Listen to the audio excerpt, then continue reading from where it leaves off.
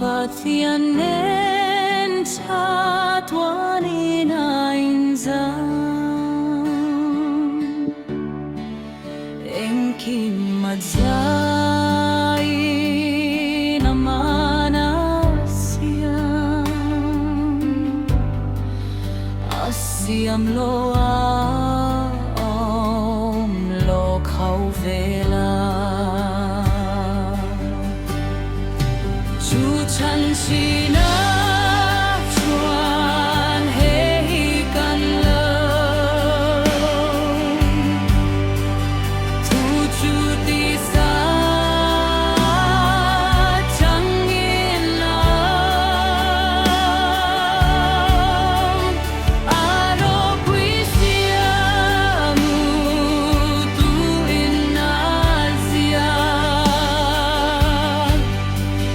Khau ngai le thu ta kin na lo kha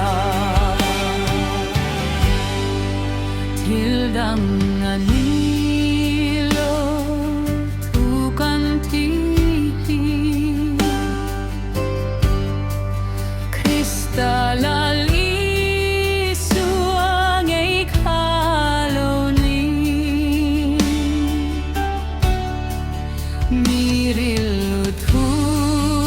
thuin a chua kangin Pathian ril rua lang Kristain Chu chan chi na chuan hei kan lo Tu chu ti sa chang in na Aro pui sia mu tu in Asia Khau ngai le thu ta kin na lo kha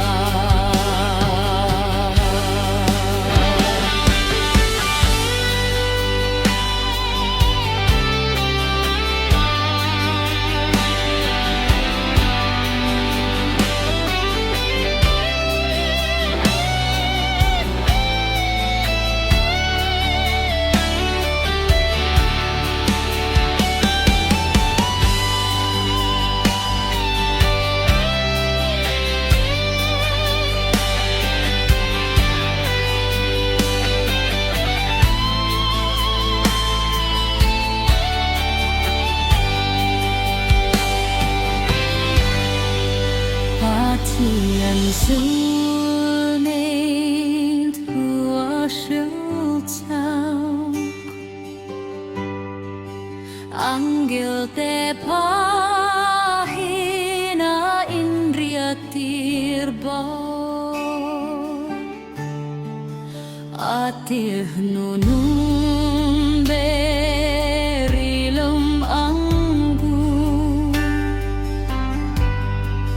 Patian mihri